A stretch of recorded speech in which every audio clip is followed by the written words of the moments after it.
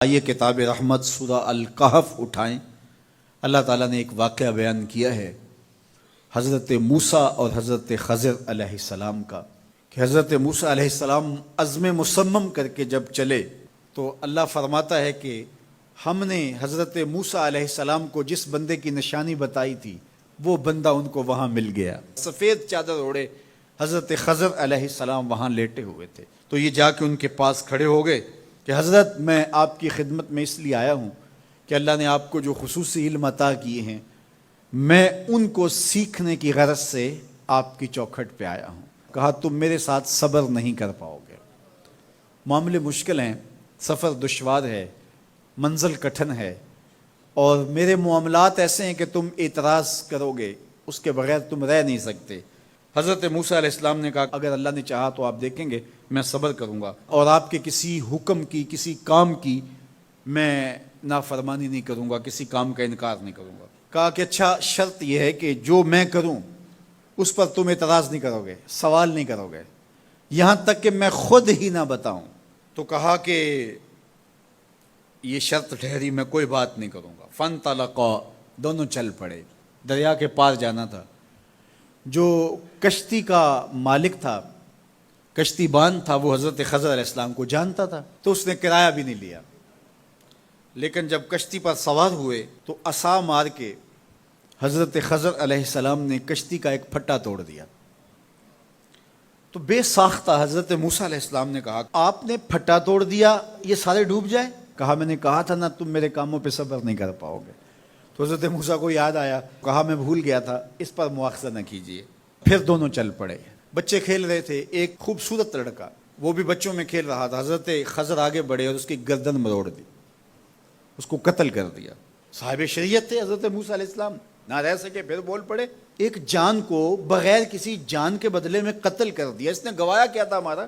آپ نے بہت ہی جو ہے وہ غلط کام کیا، یہ کام اچھا نہیں کیا آپ نے۔ کہا میں نے کہا نہیں تھا کہ تم میرے ساتھ صبر نہیں کر پاؤ گے۔ کہا ایک موقع اور دے دیجئے، اب اگر میں نے کوئی اعتراض اٹھایا تو پھر دوبارہ مجھے آپ اپنی صحبت میں نہ رکھیے، عذر تمام ہو جائے گا۔ پھر دونوں چل پڑے، یہاں تک کہ ایک بستی میں دونوں آئے تو آپ نے بستی والوں سے کہا کہ ہم مہمان ہیں، آپ ہماری مہمان نوازی کیجیے، کھانا کھلائیے۔ تو انہوں نے انکار کر دیا، کہا کہ ہم تو آپ کو بلایا نہیں ہے، آپ خود آئے ہیں، آپ اپنے کھانے کا خود انتظام کیجیے۔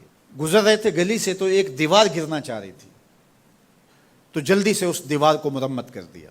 کہا حضرت ہم اگر چاہتے تو اس پہ اجر لے سکتے تھے، انہوں نے ہمیں کھانا تک نہیں دیا اور ہم ان کی دیواریں سیدھی کر رہے ہیں۔ کہا اب تمہاری میری جدائی ہو گئی، تم نے یہ بھی اعتراض کر دیا۔ تو انہیں یاد آیا کہ وہ یہ بھی اعتراض ہو گیا۔ اب میں تمہیں بتاتا ہوں کہ یہ 3 کام میں نے کیوں کیے۔ اللہ اکبر۔ اب سنیے، قرآن ہمیں بتاتا ہے کہ ظاہری علم بھی ہوتا ہے لیکن کوئی باطنی علم بھی ہوتا ہے۔ کہا وہ پہلی بات کشتی والی سنو، یہ 2 مسکین بچوں کی کشتی تھی، ان کے گھر کا چولہا اس کی کمائی سے جلتا تھا۔ دریا کنارے کنارے ایک ظالم بادشاہ رہا تھا جو لوگوں کی کشتیاں چھین رہا تھا، ہم نے تھوڑا سا عیب لگا دیا، وہ ٹوٹی کشتی چھوڑ کے چلا گیا۔ اب وہ تھوڑے سے پیسے لگا کے کشتی مرمت کرا لیں گے، گھر کا چولہا جلتا رہے گا، بتاؤ اچھا کیا یا برا کیا؟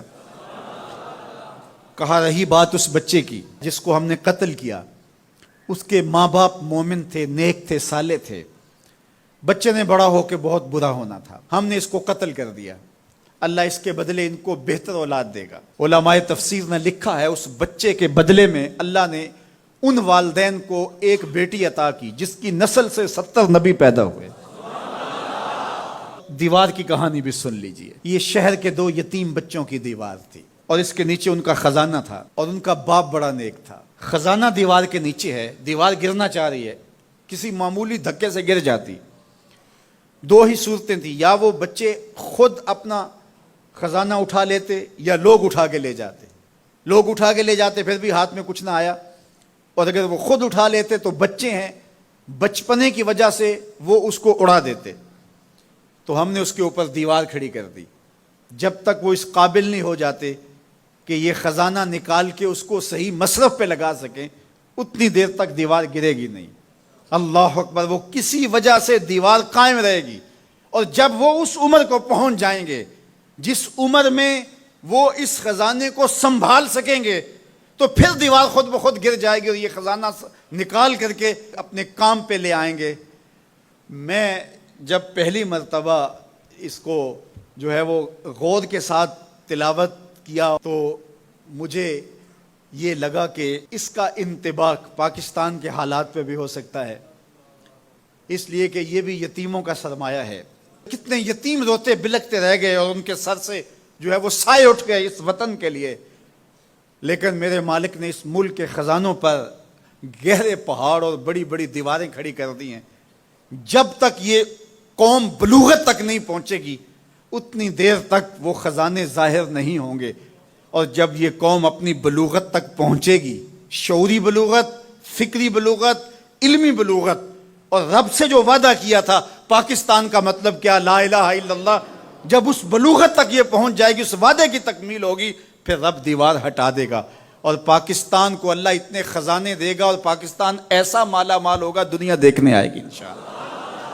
اس لیے رب نے دیواریں بنا کے رکھی۔ تمہارا باپ معین الدین چشتی بڑا نیک تھا، تمہارا باپ داتا گنج بخش علی حجویری بڑا نیک تھا، تمہارا باپ حضرت مجدد الف ثانی بڑا نیک تھا، ان کی وجہ سے میں دیواریں کھڑی کر رہا ہوں اور مضبوط حصار لگا رہا ہوں تمہارے خزانوں پر، اور وہ وقت آئے گا جب تم بلوغت کی عمر کو پہنچو گے، دیواریں ہٹ جائے گی اور تمہارا وطن زمانے پہ مہکتے پھول کی طرح اور چمکتے ستاروں کی طرح اور روشن آفتاب کی طرح چمکتا اور مہکتا دکھائی دے گا، اور زمانہ پاکستان دیکھنے آئے گا، پاکستان دنیا کی قیادت کرے گا انشاءاللہ۔ تو کہا یہ تعویل ہے ان باتوں کی جو باتیں میرے رب نے مجھے بتائی، اور یہ میں نے اپنی مرضی سے نہیں کہیں، اور جو میں نے کیا اپنی مرضی سے نہیں کیا۔ تو یہ باطنی باتیں ہیں، شاید یہ باطنی باتوں کے جوش میں یہ بات بھی میں کر گیا۔ وہ کیا کسی نے کہا تھا کہ بھری محفل میں ایک راز کی بات کہہ دی، بڑا بے ادب ہوں سزا چاہتا ہوں۔